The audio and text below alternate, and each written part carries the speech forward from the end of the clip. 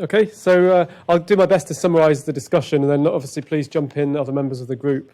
We were tasked with thinking about policy mechanisms to ensure food consumption is aligned with responsible food production, diet and nutritional needs.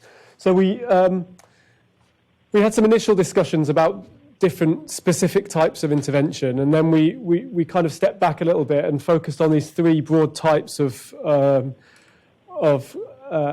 kind of action that governments have in terms of fiscal policy, incentives and legislation. So I'll just, putting our kind of examples within that framework, I'll just go through them briefly. So with fiscal policies, we talked about polluter pays approaches. So in particular, some kind of a carbon tax. Possibly you could think more broadly about a resource tax more generally. But I think when we discussed a lot more about the carbon tax, there is existing frameworks, obviously not fully successful.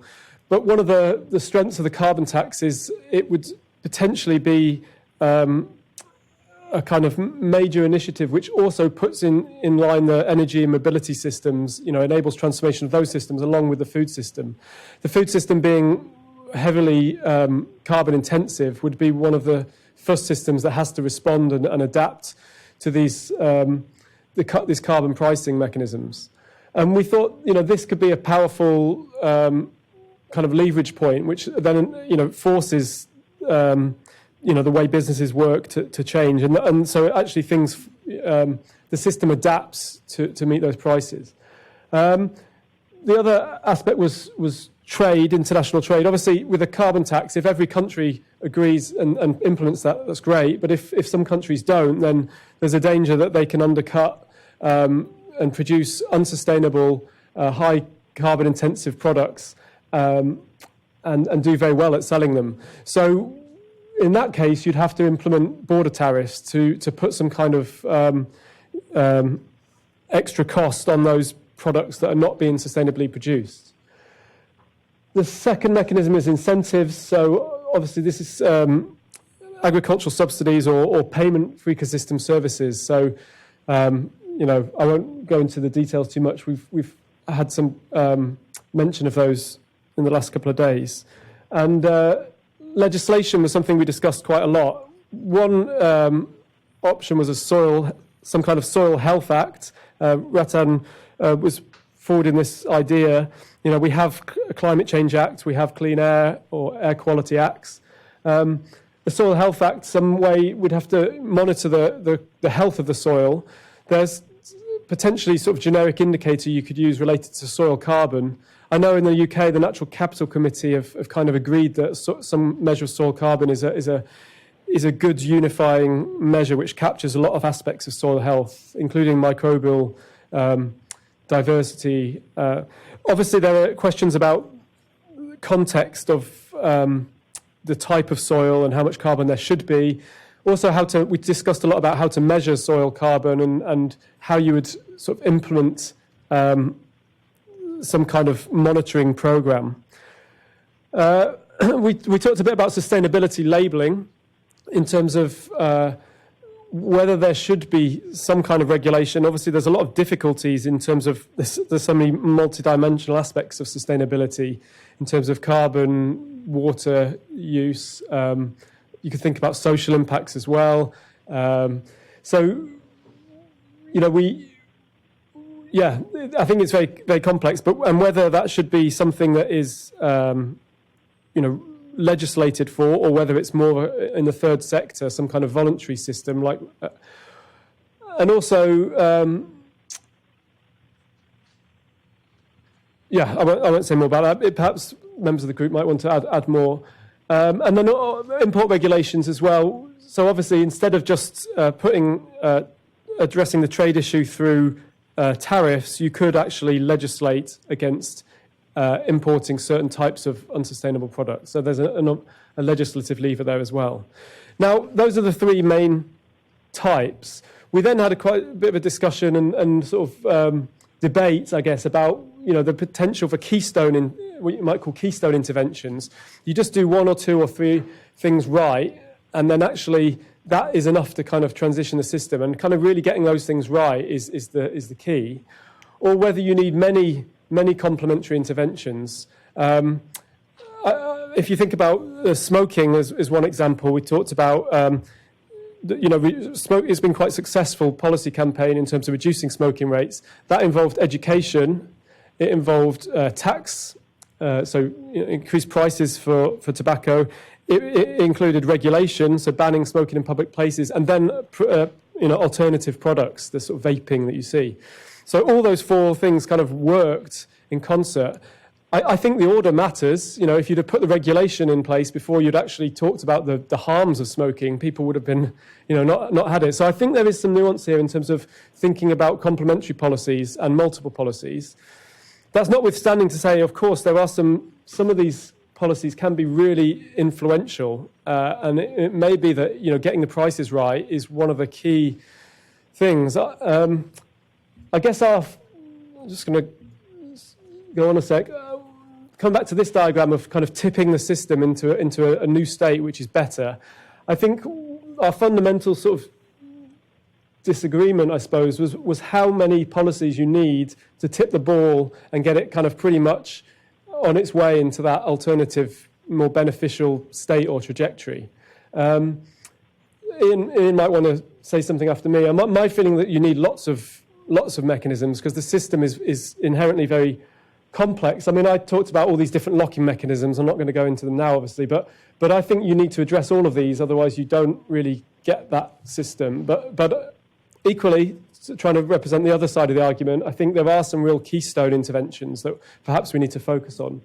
I mean, from my perspective, some of these points at the bottom here are additional things that I think are quite important, but that don't necessarily fall out of those main three categories. So, citizen public engagement, I think is key in terms of, having that dialogue with civil society about what they want their food system to look like. That is going on partly in the UK. There's some citizen assemblies around the National Food Strategy, but it could be more extensive. The food system is it's polycentric governance in terms of lots of different actors have a role in the way the system works. It's not just government, but government can have a role in facilitating how those actors, interact with the system.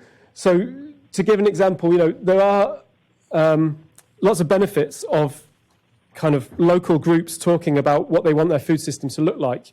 You get sort of citizen assemblies. You get intelligence of what is politically acceptable. You understand the local context, the concerns and aspirations. If people are concerned about flooding or recreational value of landscapes for, mental health, this can all be kind of incorporated into spatial planning for landscapes.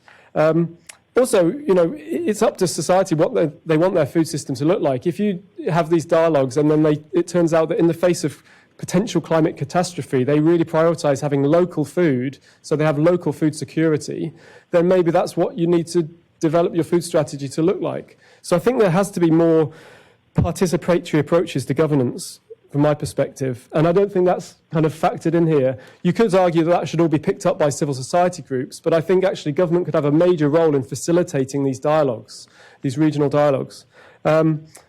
Another aspect, international coordination, it's kind of softer approaches, but it doesn't really fall under the top, and skills training and education.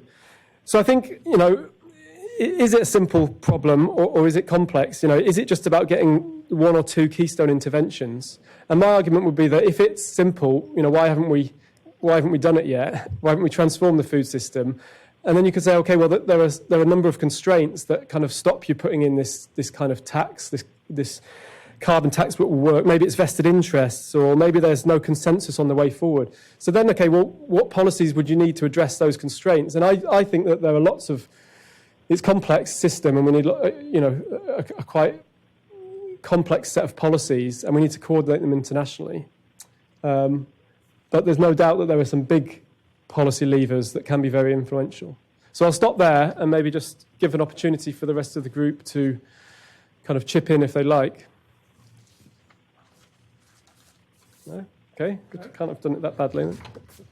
Thanks very much. I wonder if I could ask a question. You didn't mention having basically a tax on the hill farm property.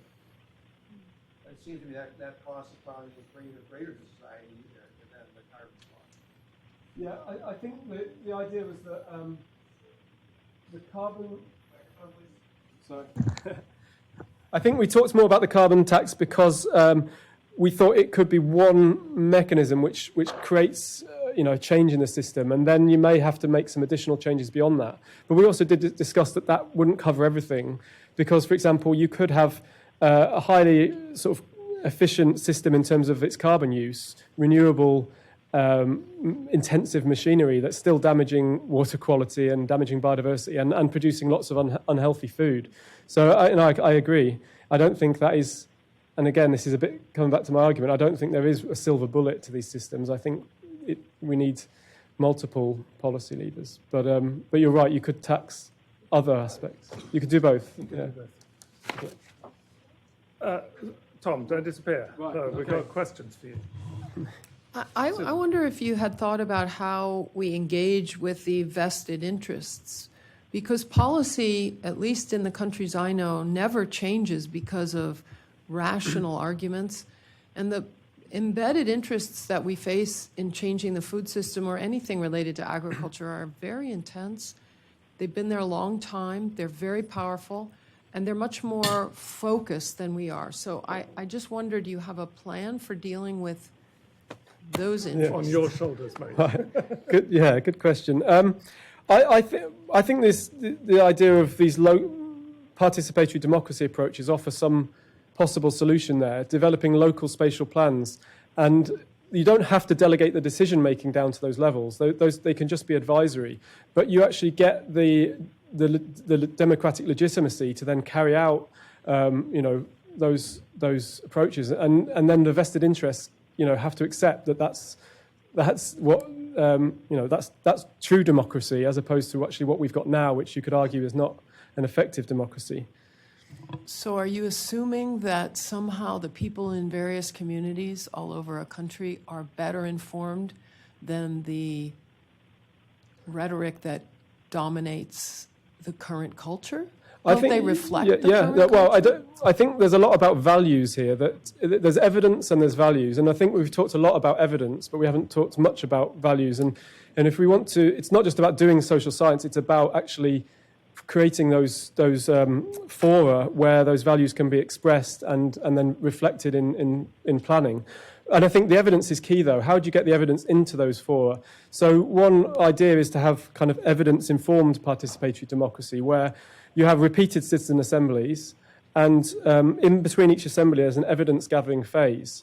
So have a long list of options that are discussed at the first meeting, and then you go away and gather evidence on those. Well, what if we were to try to create a local food system where the farmers are selling their produce locally? What would that mean in terms of the cost of the food, or issues about what would it mean for land use, for its ability to deliver recreational value and water quality? And you could actually collect evidence on this, present it back to the assembly, and then some policy options might be off the cards, others might want further evidence. So you kind of build up this work. And actually some of the modelling, the ecosystem service modelling, natural capital modelling, producing maps of pollinator natural capital, flood risk, recreational value, those can be laid on the table and people stand around and they talk about the different scenarios.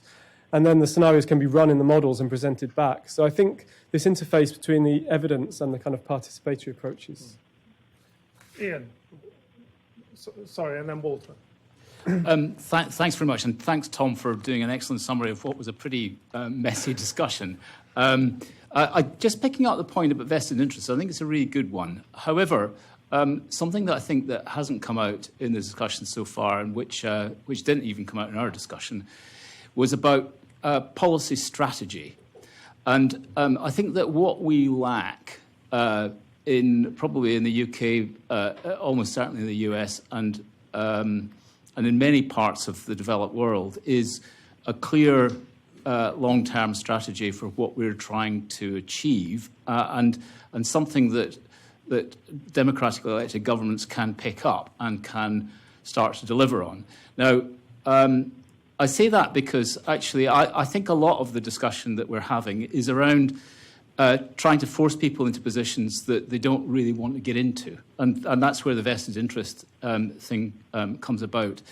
But actually, if you have if you build your strategy appropriately, that doesn't become a problem. It's a problem that you solve through the strategy, and you essentially march people in the direction you want them to go in small incremental steps. But it does need that long-term view, and we're talking here about decadal processes rather than the electoral cycle that we're dealing with. And of course, that's a problem in the kind of democratic systems we work in. So I think that we as a community, as a kind of research science community, so the next thing is who owns that strategy and who develops that strategy. And I think that's where we come in, because what we can do is provide a longer-term view and a longer-term vision that is able to be held within the policy and within the political communities. We need to develop simple, straightforward, but long-term messages, and try to map out the direction of travel from where we are now to where we need to be, let's say 2050, but make it achievable in small steps. Now I've heard a lot of the kind of mechanisms, but I haven't heard that here today or yesterday yet. But that's what we need to do. Thank you. Walter. Yeah, thanks. That was a nice summary. Just maybe to address Can you use the microphone, please, for the online crowd? Yes, thanks. That was a great summary of I guess it was called a messy conversation, which was informative. And one of the things that was raised, and you mentioned briefly there, is incentives for soil carbon improvements and sequestering. And I think in some ways that does represent something that is maybe politically feasible, because it's not new. We had land bank program in our country that operated for a long time. I don't know if it's happening at all now, but certainly it's not like it was in the past. And it does essentially give farmers a financial plus to use appropriate, environmentally sensible agricultural practices, and we've talked about the specifics there. And it has I think the realistic aspect that this is something that we can't put this burden entirely on farmers. It's really a societal good, and we all have to pay for it. And that's the mechanism to do that. And I think it has had political support because, again, people who are on the environmental side and farmers could agree with this. It wasn't a penalty. It wasn't a tax. And it's probably something we could do in this country in a reasonable time frame at the national level. Almost anything else is just so paralyzed at the national level. But it's one example of some political strategy that might work. It won't solve everything, but it gets at one piece of the picture. Thanks very much, Tom. Thanks very much to everybody.